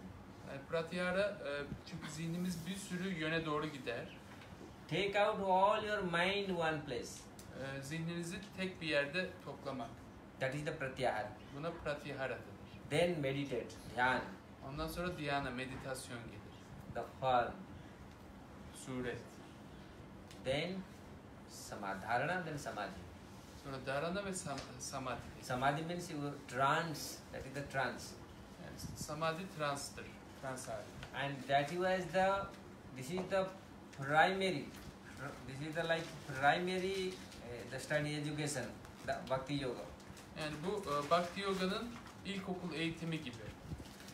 Bundan And sometimes, bahsettik. because in, especially the age of now, the modern age, the Kali Yuga, Yani özellikle içinde bulunduğumuz bu modern çağ dediğimiz Kali Yuga çağında it is very difficult to control our mind. zihinlerimizi kontrol etmek çok zordur. And to go to that trance, the samadhis, Ve bu trans haline, samadhiye gelmek için it is very difficult. çok zordur buraya gelmek. But it is such an easy process if you take the name of God. Ama Tanrı'nın ismini alırsanız bu çok kolay bir yöntemdir. And slowly, it can go with our insight. Ve yavaş yavaş içimize doğru gidebilir.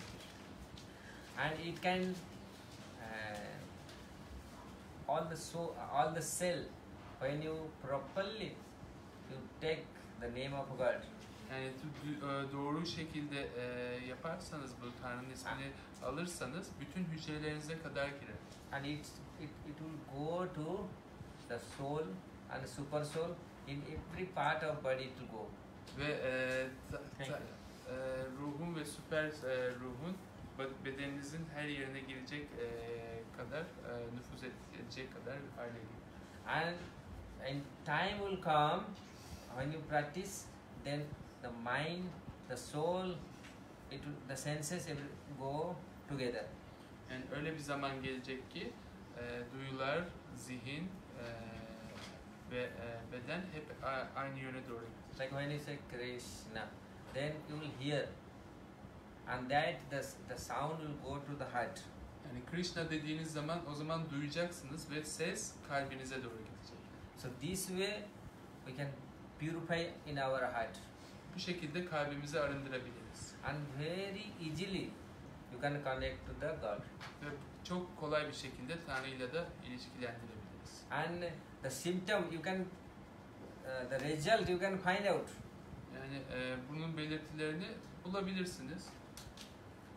And then it is very relevant. It is very like give you so much happiness. Ve size çok fazla mutluluk verir. Çok ilişkilidir bunlar. And you cannot stay, like you cannot sit 1 hour, 2 hour. You can sit many hour. You can think. You can make your mind, like your mind is going here and there. And this way your mind become peaceful. Yani bir saat bile oturamazken bir yerde saatlerce oturabilirsiniz. Ve zihniniz huzurlu bir hale gelir. Sorry, I spoke little bit, and but at the time, and I will take some question if some. Yani özür dilerim biraz çok konuştum. Saat kaç bilmiyorum ama birkaç soru alabilirim sorunuz varsa. There is so many things to speak. Yani I can speak hour, but konuşacak çok şey var. Ben saatlerce konuşabilirim. because we have so many, the time is we are bound. Everyone bound by time. Yani hepimiz zamanla bağlı olduğumuz için So if any question, yani sorunuz varsa soru alabilirim. Ben şeyi merak ediyorum, şimdi bu küçük çocuk karıma gitmek istiyorum demiş, eve gitmiş, her şeyi bilmiş etmiş. Ve onun daha önceki hayatında o olduğu düşünülüyor ya. Mesela bazı böyle parapsikologlar mesela ruhların bir bedene girip oradan konuştuğunu da söylüyorlar. Yani böyle bunu nasıl ayırt edebiliyorlar? Mesela o ölmüş adamın ruhu o çocuğun bedenini kullanarak konuşuyor olamaz mı? Yani ille de daha önce orada yaşamış mı olması gerekiyor? Onu nasıl ayırt ediyorlar? You said the story about this child that he was reincarnated in the village, same village, and there is some studies, some psychiatrists, they say, they claim that there is one soul, and this soul is going to another body, and he's speaking through this body. So, No. how do you differentiate between this case and that case? No, when soul going to another body, that is the ghost. Yani bir ruh başka bir bedene öyle girerse sizin dediğiniz gibi o hayalet olur. And in India, we know the ghost. Ve Hindistan'da hayaletleri biliyoruz. We have yesterday we gave one story in Istanbul how ghost come. İstanbul'da dün bununla ilgili konuştuk, hayaletin nasıl geldiğiyle ilgili. dün. And my mother's her friend, no? Yani annemin bir arkadaşı vardı. She was great tantric. Tantrik öğretilerle She uğraşıyordu. can bound many ghosts. Yani birçok hayaleti bağlayabilirdi yani. So it is not a ghost. If a ghost enters somebody's body, the activities and the symptom completely different. Yani eğer bir hayalet başka birinin bedenine girerse hareketler ve belirtiler çok farklı olur. And Yani baby kendi can. bedenine mi giriyor ruh? O kişi ölüyor, tekrar doğuyor ve kendi bedenine giriyor, öyle mi? Normalde. Hayır, bir hayalet sizin bedeninizi kullanıp sizin Ama ruh ağzınızdan dediğimiz konuşuyor. şeyle hayalet farklı şeyler. Ama ruh eğer o kişinin tekrar doğan bedenine girerse ruh oluyor. O ruh başkasının bedenine girerse hayalet oluyor. Öyle mi? Hayır. Hayır. Onu söyleyeyim. Doğuştan, reenkarnasyon doğuştan itibaren This geliyor. soul Yeni and bir bedende there is dünyaya ghost. geliyor ruh. If the soul goes to Ama yeni bir body, bedene giriyorsa da hayalet oluyor dedi. then Kendi it's bedenine soul, girerse. and if soul goes to another body, then the ghost. But she is confused a little bit. What is soul and what is ghost? No, actually, when the soul enter, this is the system. When soul, how soul goes to take the new body. Yani sistem şöyle. Ruh nasıl yeni bir beden alıyor? It is the through the semen, the man's semen. Through the man's semen, soul goes to through the womb of mother. Yani erkeğin spermleriyle ruh annenin rahmine geliyor. And that was the when child grow inside. Ve bu şekilde çocuk anne karnında büyüyor. When the child, the soul, maybe sometime after 2 months, 3 months, 4 months, sometimes this happen, no? The soul finish, then child finish. The child cannot grow. Belki 2-3 ay sonra görüyoruz, 4 ay sonra çocuk daha fazla büyüyemiyor ve ruh çıkıyor orada. And when ghost enter the body, another somebody somebody, Ama hayalet başka birinin bedenine girdiğinde he will not go inside the soul. ruhun içine girmiyor. He will just enter the mind. Sadece zihne giriyor. And the activities, the outside the activities, he will do make the. It will not go inside. Yani içeriye girmeyecek. Dışsal aktiviteler bu. There is two body. 2 tane beden var. This is the growth body. Bu kaba bedenimiz. This is the like blood, bone, cup, İçinde cup. No, that is the İçinde- panchbhautik. kemikler var, kan var, irin var. Yani Earth, ether, fire. ve 5 tane elementten oluşuyor. Toprak, This five ateş, element. su ve işte ateş, hava, eter. And the the subtle body, which is mind, intelligence, and false ego. Bir de ince beden var. Bu da zihin, zeka ve sahte egodan oluşuyor. And how he enter the ghost, if ghost will not enter everyone body. Yani hayalet nasıl girecek? O herkesin bedenine girmiyor. Someone little like weak head, so they enter weak head body. Yani o birisi eğer zayıfsa o zayıf bedene girebilir. And he will not remain forever. Ve orada sonsuza kadar kalmaz. And also the ghost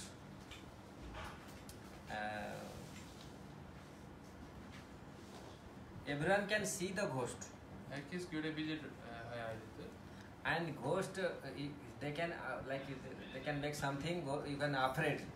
Ve yaptığı şeylerden korkabilirsiniz. But he will not enter inside your body. Ama bedeninize girmeyecek. But somebody has the weak head, from there he enter. Yani birisi zayıf bir kalbe sahipse oraya girebilir. And ghost will see, ghost will tell you that what he knows, what he did. O size bildiği ve yaptığı şeyleri söyleyebilir. And ghost will never said you the eternal thing which you did 50 years before. Ama o size asla 50 yıl önce yaptığınız şeyi söylemeyecek. Like recent incident ghost can tell you. Yani bu yakın zamanda olmuş şeyleri size söyleyebilir. Like when he die or she die, something happen and someone die, someone kill him. India many cases is happen in India. We have like many incidents. Yani birisi onu öldürdüğünde işte nasıl öldüğüne dair şeyler söyleyebilir. Bu Hindistan'da bununla ilgili çok fazla. But ghost cannot say 50 years back. Ama 50 yıl önceki hikayeleri söyleyemez. So this this is different. Bu fark bu işte. Yes. Hindistan'daki beden yakıyorlar yani sırf daha hızlı iniyorlar yani bir hafta veya bir ay sonra toprakta götürüyorlar yani bildiğim kadar bir yıl sonra efir tamam çıkıyor yani. Sorun. Ama yaktıktan sonra tamamen gidiyor. Daha hızlı şekilde reenkarnasyon oluyor. So in India they burn the body, cremate, and but sometimes they bury the body, and it takes some time. So when they burn the body, so the reincarnation process is quicker. Is it? Değil mi? No, it is good question. İyi bir soru. Efendim? İyi bir soru. Oh Krishna.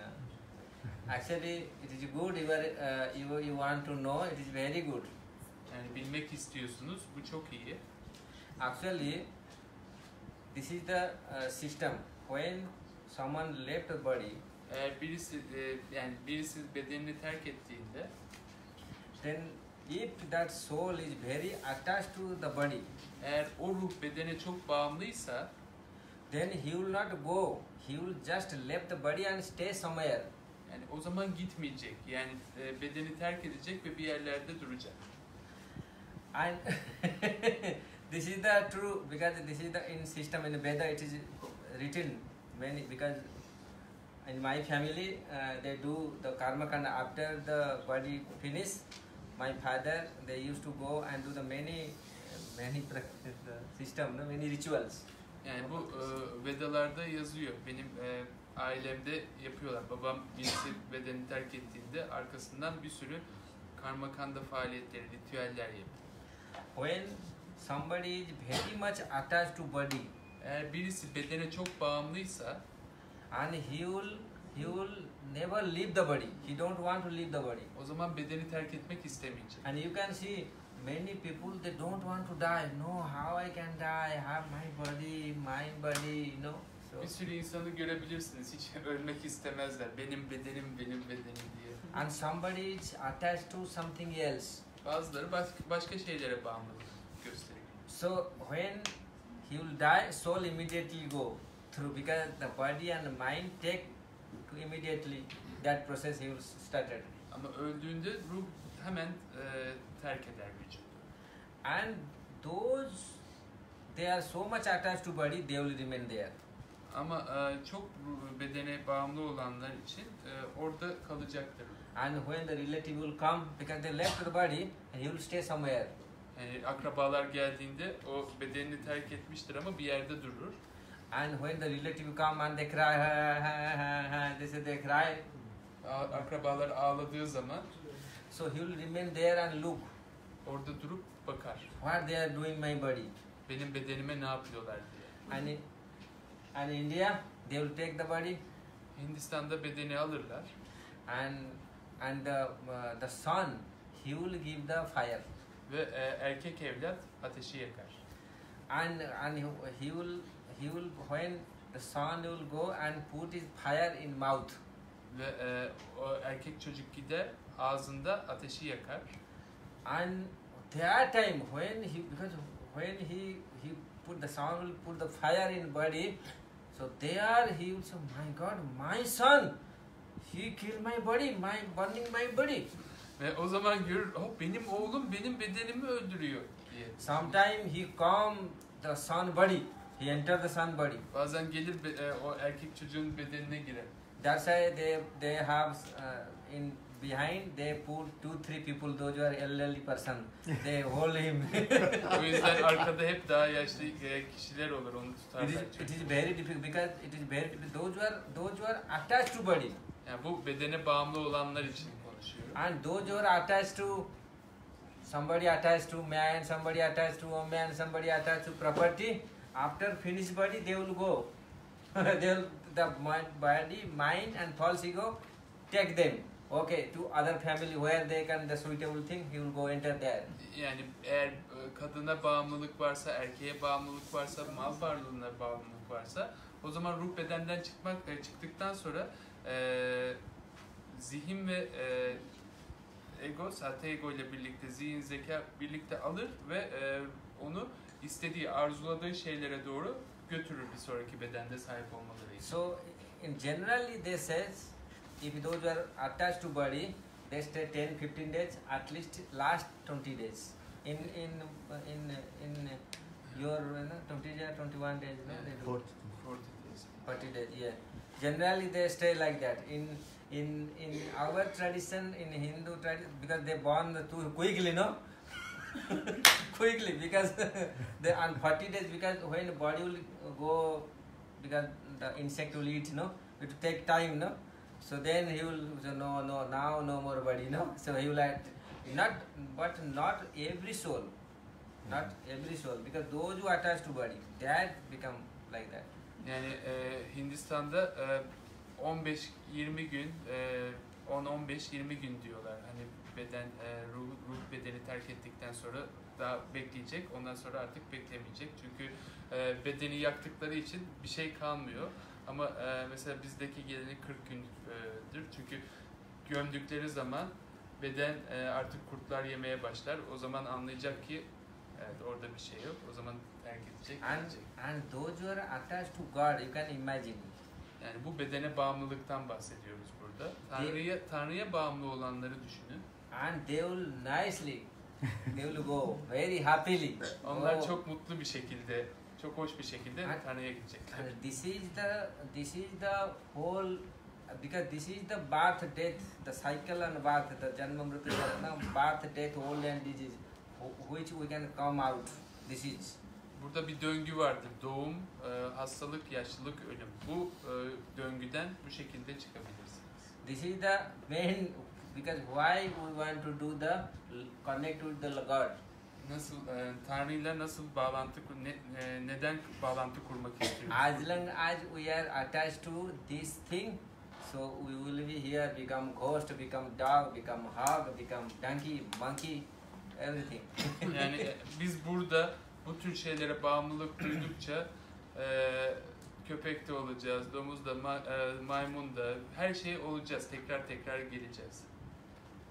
This is the test, and those who are saintly person, they say, my great grandfather, he said, today I will die, I will leave my body.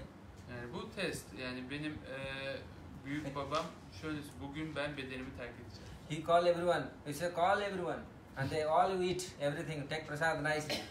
Yani herkesi çağırın. Onlar hep güzel bir şekilde yemek yesinler. Then he says, okay, the time 10:30 morning, we are in school, they call, I remember, and he just like 7 feet high, big man, and he just. Ben hatırlıyorum, okula gidiyordum o zaman, saat 10.30'tu. Herkesi çağırdı, o uzun boylu bir adamdı, 7 feet boyunda. So I saw my grandfather when she died, my sister,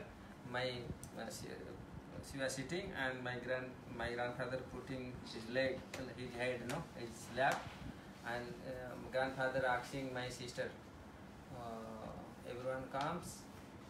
Yani ben hatırlıyorum onun öldüğü zamanı. Herkes odadaydı. Kız kardeşim de oradaydı ve elini böyle koydu ve herkes sordu bana benim büyük babam. So very happily he said, okay, now I am going. Çok mutlu bir şekilde tamam ben şimdi Tanrı'ya gidiyorum dedi. Nice. Krishna, first he finished, he left his body.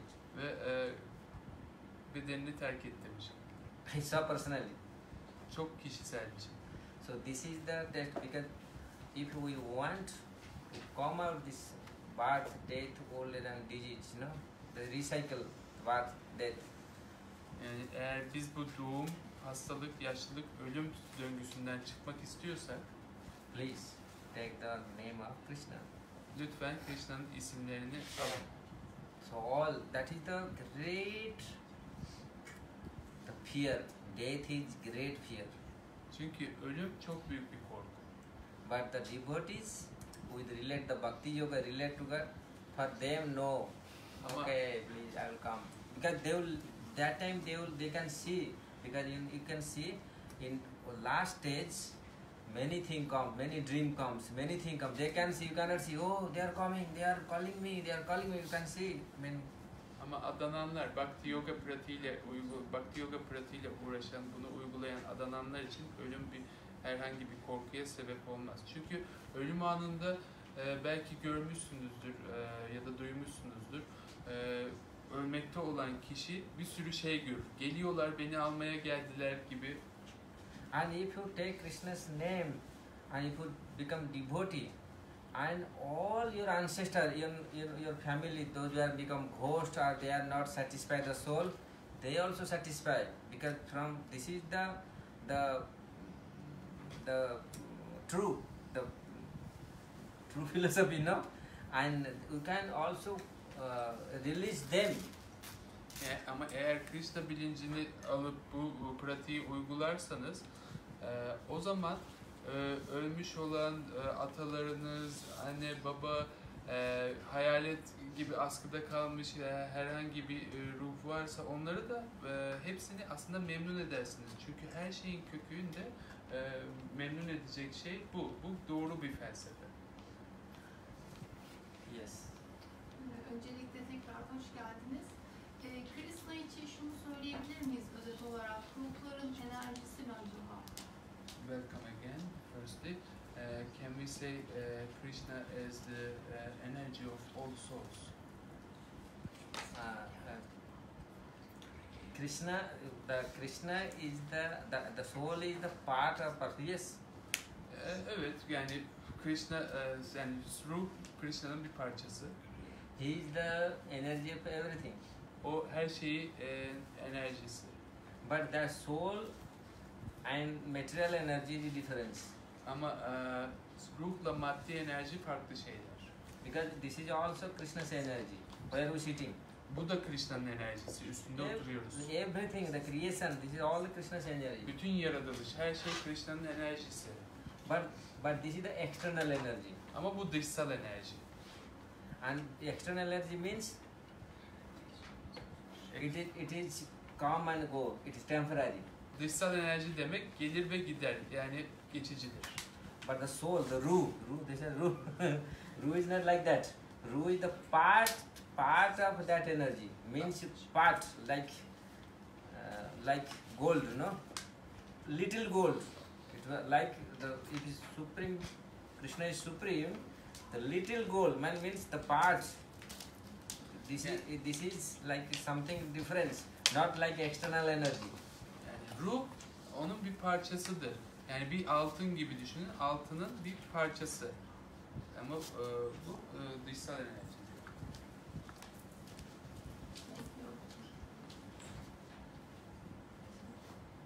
Benim birkaç tane sorum olacak izninizle. Birer sorarsanız. O zaman ruh eşi kavramı nedir? Ruh eşi Is kavramı there diye any bir şey var mı? soulmate thing? Soulmate. Mate. Mate. Twin soul. There is a saying that there is soul and there is another soul. They are always together. Like the super soul. No. No. Soulmate. No, there is no two soul. Yok İki tane yani. ruh diye bir şey yok. O zaman diğer soruma geçeyim. The soul and the super soul. Sadece ruhla süper ruh. Tamam. Şimdi Tanrı'nın suretlerinden bahsetti. Bizim camilerimizde olmayan kendi tapınaklarında var. Golden Tapınak'tan örnek verdi. Tanrı'nın suretleri dedikleri bu işte Krishna, Vishnu, Ganesh onlardan mı bahsediyor yoksa farklı You şeyler were mi? talking about form of God, and were you talking when you say form of God, you were talking about Krishna, Vishnu, Ganesh, these kind of forms? I'm talking about Krishna. Ben Krishna hakkında konuşuyorum. Tanrı'nın suretleri derken diğer suretleri de diğerleri mi işte You Ganesh, said Vishnu you onlar had mı? forms of God, then are they Ganesh? Orada No, görebilirsiniz Ganesh ev is not tapınaklarda. part of the God. Ganesh Tanrı'nın formu değil. Değil mi? Değil. Sadece Krishna mı? Is it only Krishna? Krishna is the supreme God. Krishna yüce Tanrı. Hı. And from Krishna everything comes. Ve Krishna'dan her şey ondan geliyor. Creator. He is the creator. Benim anladığım kadarıyla diğer isimleri sormak istiyorum. Bu soru bizde çok geliyor çünkü ya. Yani Tanrı'nın diğer isimleri olarak kullanıyoruz ya. Meditasyonlar özellikle kullanılıyor bu yoga olaylarında. Onun Krishna, için soruyorum. Vishnu, Krishna, Narayan. Narayan vesaire. Bunlarla ilgili Om Namo Narayana vesaire gibi. Yeah, now Narayan and Krishna, Vishnu they are the same. Yani Narayan, Vishnu, Krishna onlar aynı.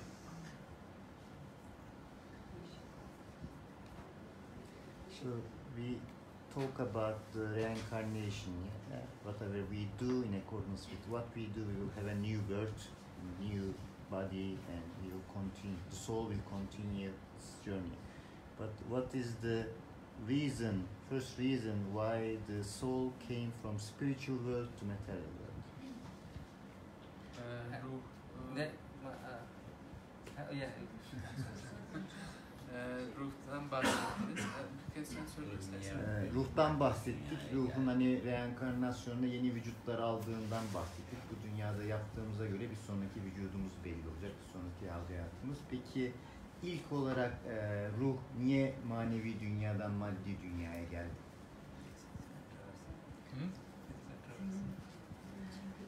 So actually soul didn't come from spiritual world, the soul come from spiritual world, material world, between the Tattasta. Soul is the Tattasta. Yani ruh spiritüel dünyadan gelmedi. Spiritüel dünya var, maddi dünya var, bir de arası var.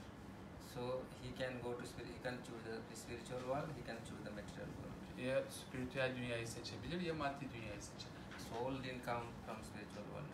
Ruh spiritüel dünyadan gelmedi. He creates between. That's why soul called Tattasta Shakti. Yani Tatasta means Shakti. Tatasta. the between spiritual Border. and material. Arada. Yes. Yes. How can you feel the energy of God in your body? I mean real feeling. Yani bedeninizde Tanrı'nın enerjisini nasıl hissedebilirsiniz? Gerçek hissetmekten var. So when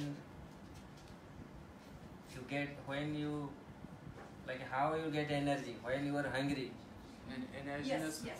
you get some food, then you will get the energies. Acıktığınızda nasıl enerji alıyorsunuz? Yemek That is yediğinizde the enerji alıyorsunuz. physical things. Bu fiziksel bir şey. Yes, I mean like physical things.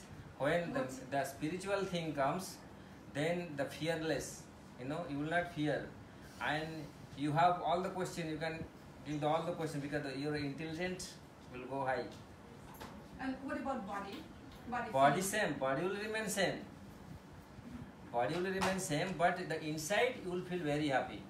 You will get enlightenment. Like you never Morris, never. Yani beden değişmeyecek. You will not attach. She knows English, no? Yeah, sorry. I mean, in some ways of religion, I mean, for example, Sahaja Yoga, they talk about feeling, real feeling in, for example, hands or high place of head, like wind, like they say about real feeling of yoga, of union, of connect. When we feel good and we feel satisfied, why our senses? Yani mutlu ve tatmin olduğumuzda bunu duyularımız aracılığıyla yapıyoruz. The senses, Duyular. like 10 senses we have. 10 tane duyumuz var. From there, that happiness we got, that is the material happiness. O That is the duyular bodily aracı- happiness, that is the sense happiness. Duyular aracılığıyla aldığımız mutluluk bedensel mutluluk. And the soul's happiness, when the energy come from souls, that is actually real happiness. These are not happiness. Bu bedenden gelen şeyler mutluluk değil. Ruhtan gelen şey gerçek mutluluk. I will give the example. Örnek vereceğim. Same water, Aynı su, the cold water, soğuk su. and in hot now summer season it gives so nice. Yani yaz mevsiminde soğuk su içtiğinizde çok hoş gelir. And same water in winter it gives very pain. Yani ama soğuk suyu kışın içerseniz acı verir. So water is same. Aynı su. Did you understand something? Anladın mı? My English is not so good. No, I got it. I got your point. Senin noktanı anladım. When we receive the happiness by our senses, Mutluluğu duyularımız aracılığıyla aldığımızda that is the material happiness. bu maddi mutluluktur. That is not coming from, that is in Sanskrit, that is not ananda. This is the happiness. This is the sukh. They say in Hindi or Sanskrit, this is the happiness. But real happiness come from soul. Ama o duyulardan geldiği zaman gerçek mutluluk değildir. Gerçek mutluluk ruhtan gelir. Sometimes you feel, I am so happy, but I cannot express. My happiness I cannot express. Yani ben bazen şöyle hissediyor olabilirsiniz. Çok mutluyum. Bunu ifade bile edemiyorum. İçim That is the- sığmıyor falan denir böyle. That is the inside happiness. That is the soul's happiness. Bu içeriden gelen mutluluk, ruhun And this is mutluluğu. the outside happiness which is comes our body, the senses. That is the material happiness. Dışsal mutluluk Biraz bedenden, yani zevk duyulardan gibi. gelir. O zevk gibi. Zevkle mutluluk arasında fark var. Sadece Serotonin, yogada dopamin arttı ki demek. çalışma sonucunda vibrasyon olarak yukarıda hissettiğimiz serinlik, ılık, sıcak, parmaklarda hissettiklerimizi soruyor. Aha, anladım. Onu söylüyor zaten galiba. İşte duyularıyla, o duyularla mı hissediliyor? Duyularla, Evet, o evet. serinlik yani duyularla hissedilen öyle. diyor. Mother. Merhaba herkese. Bhakti Yoga'ya göre yaşama amacımız tam olarak nedir? Yani Tanrı'yı hissetmek. What is the purpose of life according to Bhakti Yoga to feel God? Good question. What is the purpose of our life? Yani hayatımızın amacı ne? İyi soru. If God is our father, Eğer Tanrı bizim babamızsa, so if we are the part and parcel of God, eğer biz de Tanrı'nın bir parçasıysak, like all our bodies, yani bedenlerimiz gibi, the hand is the part and parcel. yani bedenin bir parçası. If hand will serve the body will happy. Ama bedene hizmet ederse beden mutlu olacak. Did you understand? Anladın mı? If you connect, if you serve to the God, then you will happy. Yani Tanrı'yı hissetmek. Yani eğer Tanrı'ya hizmet ederseniz o zaman mutlu olacaksınız. If hand strike. No, I will not do anything. Ama eğer el grev yaparsa ben bir şey yapmayacağım diye. So the stomach only taking and the food and sitting and nothing. I am doing everything. The hand will strike. So what will happen? Yani orada mide duruyor, hiçbir şey yapmıyor. Elde her şeyi ben yapıyorum. Ben ama greve gidecekse, So everyone lose the power. o zaman herkes gücü kaybeder. So this is when you do the service to the God. When you start the service of the God will happy. First you will be happy. Yani Tanrı'ya hizmet etmeye başladığınızda ilk önce Tanrı mutlu olacak, siz de mutlu olacaksınız. Because we are not serving God, we are serving how? Dog. Ama biz Tanrı'ya hizmet etmiyoruz, başka şeylere hizmet ediyoruz. Köpek, domuz gibi. That's why we are not getting happiness. Bu yüzden mutluluğu alamıyoruz. As soon as you serve the God, then you will feel first happiness. Tanrı'ya hizmet ettiğiniz zaman o zaman mutluluğu hissedeceksiniz. Like hand, when hand will take care of the body nicely, so hand will happy, the body will happy. Yani el gibi. El bedene hizmet ettiği zaman el mutlu olacak, beden mutlu olacak.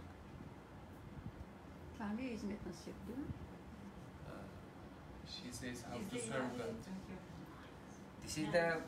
This is the big question. Bu da bir asıl soru bu. Merhaba. Krishna de. Biz Sadu'nun hikayesinden bahsetmiştiniz başlarda. Yani Sadu kralım diyordu. Ama düşman olmadığı için orduya ihtiyacı yoktu. Çok tatmin olmuştu, kraliçeye ihtiyacı yoktu. Peki Tanrı'nın neden hizmete ihtiyacı var? Neden ele ihtiyacı var?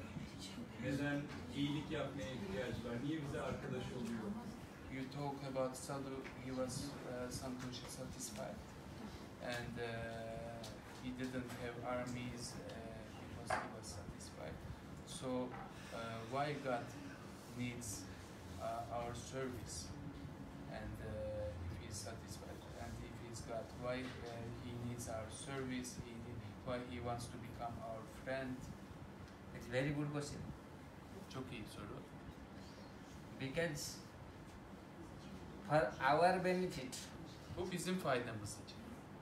God no need anything. Tanrı'nın hiçbir şeye ihtiyacı He yok. has everything. O zaten her şeye sahip. Because we need something. Biz bir şey, yani biz ihtiyacı olan biziz. If we go to God and God will give, then we will satisfy. Eğer biz Tanrı'ya gidip Tanrı bize verirse o zaman mutlu olacağız. I will give one true story. Size gerçek bir hikaye Very anlatacağım. good question. Çok iyi bir soru gerçekten. One mother, Bir anne var, one small boy. küçük bir çocuk var. In India, Hindistan'da. they go poor mother. Annesi fakir. It's true story. Gerçek hikaye. So they are going Gidiyorlar, market. pazara gidiyorlar. So when kid, the small boy go with mother, mother I want this, mother I want this, mother I want this, mother I want this. Pazarda çocukla birlikte giderken çocuk diyor ki anne bunu istiyorum, anne şunu istiyorum, anne şunu istiyorum, anne bunu istiyorum. So mother don't have money. Ama annesinin parası yok. So mother said, this is not good, this is bad, this is bad, this is bad. Annesi diyor ki bu iyi değil, bu kötü, bu kötü, bu kötü. So one rich man coming behind. Ve arkadan gelen zengin bir adam var. So he saw Ve olanları görüyor. his mother don't have money and he just cheating. Yani annesinin parası yok ve çocuğu kandırıyor. And he wants to give some money because boy wants to give because he has money, the rich person. Yani para vermek istiyor çünkü zengin birisi. And something happened, you know, in market, big crowd, and something happened, and the mother and son there. Pazarda bir kalabalık oluyor, bir şey oluyor ve Separate. karmaşa oluyor ve anne ve çocuk ayrılıyorlar birbirinden. Then that man, rich man, he got the opportunity. Okay, he come. Okay, the mother is not here. Okay, you want this, you want that. What? I have money. I can give you. Ve o arada adam çocukla baş başa kalıyor ve diyor ki ona sen bunu istiyordun. Benim param var, ben zenginim, ben sana bunları alabilirim. But the boy says, what? He was crying. Ama çocuk ne yapıyor? Ağlıyor. This is practical. And what he says, no, I don't want anything. Hayır ben bir şey istemiyorum diyor. What you want? Ne istiyorsun? Mother. First mother. Annemi istiyorum. Önce annemi istiyorum. If mother, I got hand of mother, I can enjoy. Because mother is not there, enjoyment finish. Annem benim elimi tutarsa o zaman keyif alacağım. Annem olmadığı zaman keyif bitti. Because mother knows what is good, what is bad. Çünkü annem neyin iyi neyin kötü olduğunu biliyor. If we hold the mother hand, Supreme Father, she is Supreme Mother, then he knows what is good for us and what is bad for us. Yani Tanrı'nın elini tutarsanız, yüce olan annenin, yüce olan Tanrı'nın, o bizim için neyin iyi neyin kötü olduğunu bilir. Mother will not enjoy. Mother will not eat the rasgulla and the laddus. Yani anne oradaki tatlıları yemeyecek, laduyu, raskoları. We'll eat laddu. Biz yiyeceğiz tatlıyı. But we'll hold the hand of mother then eat. Yani biz annemizin elini tutacağız ve yiyeceğiz. We secure because we hold mother. Yani güvendeyiz çünkü anneyi tutuyoruz. Understand? Anladınız mı? As long as we are disconnect to the God, then we don't know what we are doing. People are drinking, what they are doing, rascal thing, you know. They Tanrı'dan live their life. ayrıldığımız zaman ne yaptığımızı bilmeyiz. Yani insanlar bir sürü faaliyette bulunuyor. İçiyorlar, başka faaliyette bulunuyorlar. And what is now the people crazy world now? Yani dünyaya baktığınız zaman dışarıda çılgın bir dünya var. And if you have real mother, father you hold, they will not allow to do this. Ama gerçek anne babamızın elini tutarsak onlar bizim bunları yapmamıza izin vermeyecekler.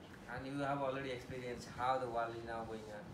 Ve dünyanın şu anda nasıl bir yer olduğunu herkes deneyimliyor.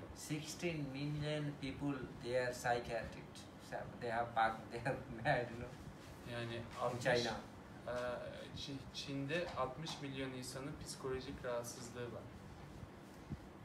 Never happened before 100 years ago. This thing will never happen. Ama 100 yıl önce böyle şeyler bu kadar değildi yani. Böyle So I don't go to details. So detaya girmiyorum. Yes, Matas.